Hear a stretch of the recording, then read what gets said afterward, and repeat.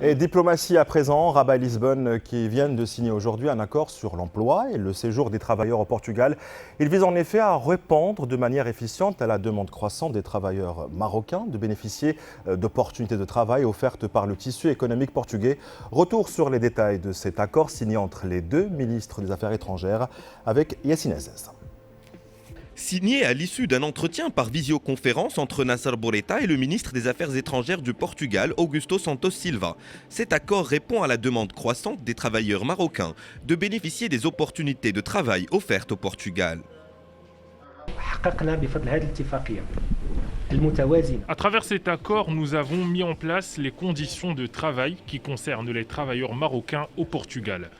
Ces conditions sont les mêmes que celles dont bénéficient les travailleurs portugais, sans exception. Cet accord sur l'emploi et le séjour des travailleurs marocains au Portugal s'inscrit dans la dynamique de modernisation des instruments de partenariat entre les deux pays, dont les relations bilatérales sont appelées à se renforcer. Le Portugal est un pays ami avec lequel nous entretenons de très bonnes relations historiques. Sa Majesté le roi Mohamed VI et le président portugais sont très attachés à la nature de ces relations. Lors de leur entretien, Nasser Bourita et Augusto Santos Silva se sont accordés à organiser une réunion de haut niveau prévue au Portugal, l'occasion de donner aux relations bilatérales une impulsion à la hauteur des ambitions partagées. À présent, on se focus sur les relations entre Rabat et Lisbonne avec la chronique Un œil sur le monde de Amina Ben Khalq. Amina, bonsoir. Tout d'abord, plusieurs thèmes, ou plutôt les deux pays ont beaucoup de choses en commun, n'est-ce pas? Bonsoir Mehdi. Et oui, il y a plusieurs similitudes entre les deux pays, comme vous l'avez dit. D'abord, leur position géographique particulière. Ils constituent chacun un trait d'union entre deux continents. Ils ont également des préoccupations diplomatiques communes et placent l'Afrique en tête de liste des priorités de leur politique étrangères. D'ailleurs, à l'échelle continentale, la diplomatie portugaise perçoit le Maroc en tant que pourvoyeur de stabilité dans la région et relais de croissance pour le développement. C'est ce qu'a déclaré aujourd'hui le ministre des Affaires étrangères, Augusto Santos Silva. Dans le monde arabe, le Royaume est le premier partenaire commercial du Portugal et fait partie du trio de tête africain après certains pays lusophones comme l'Angola.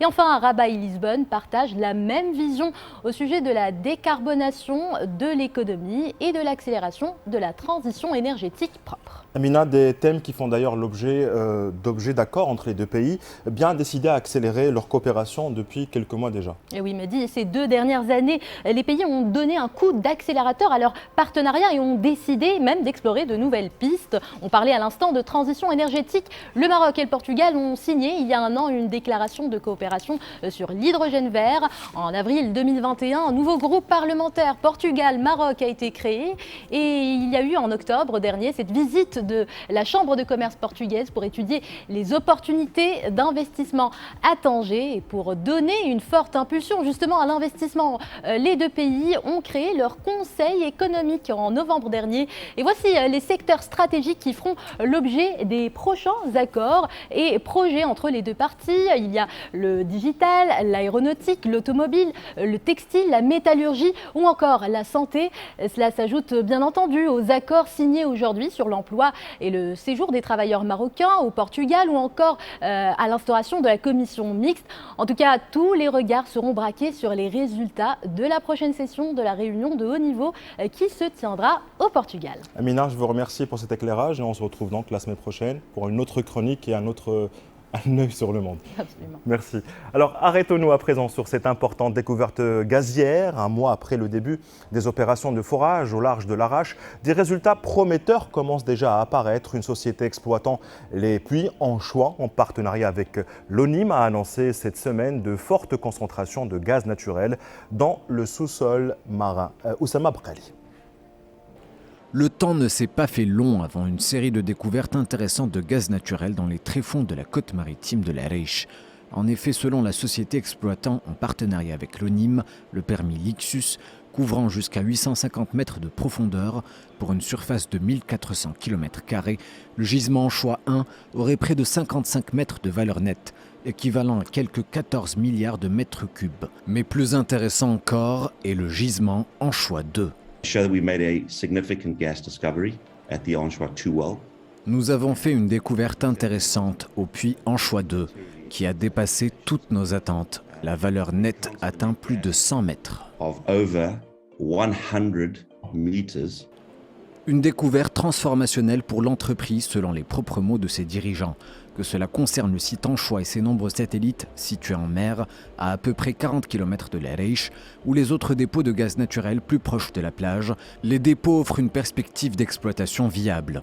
Ressource énergétique propre, le gaz naturel pourrait être exploité par une seule et même plateforme, la Stenadon, permettant d'obtenir une énergie à moindre coût, idéale pour alimenter les besoins du Maroc tout en préservant l'environnement.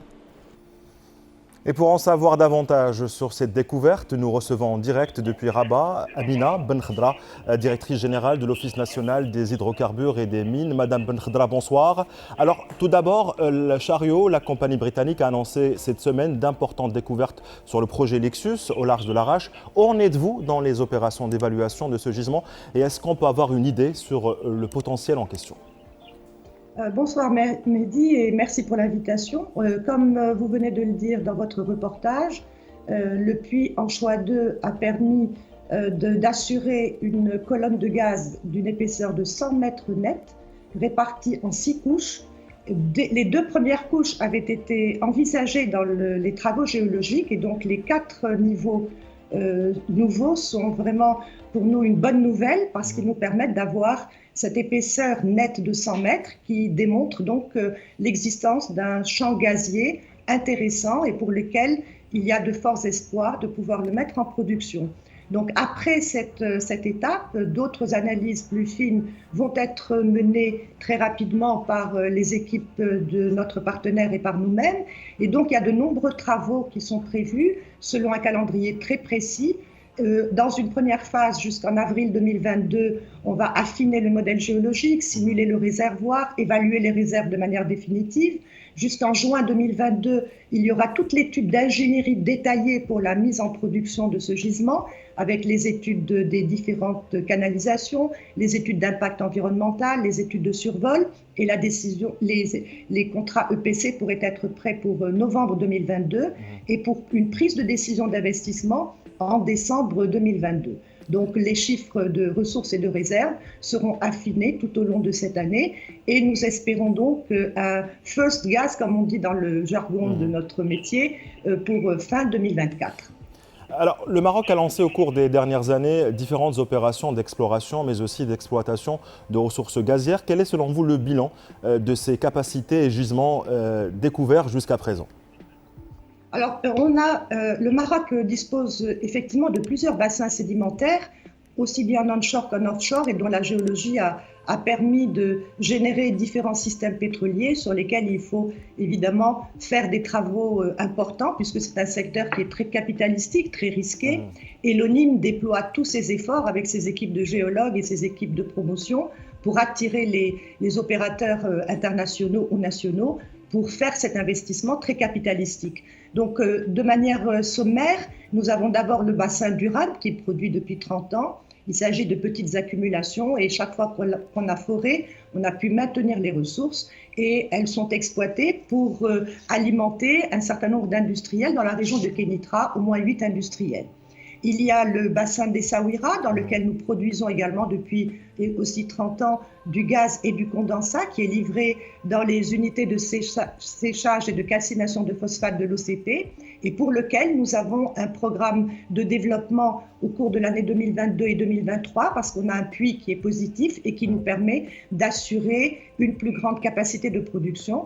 Et il y a bien sûr la région de Tendrara qui est en cours de développement avec notre partenaire Sound qui, après là aussi 2 puits positifs, on a obtenu la concession et aujourd'hui, les études sont en cours pour le développement et la production selon 2 schémas.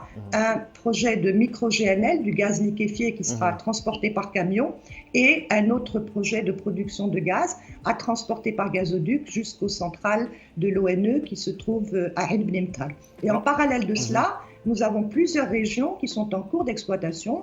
Autour de Tendrara, il y a tout ce qu'on appelle le Grand Tendrara et Anouel, où il y a également des travaux d'exploration avec notre partenaire Sound. Dans la région de Gersif, nous avons également un programme d'exploration avec Predator et nous avons un puits qui est prévu en 2022.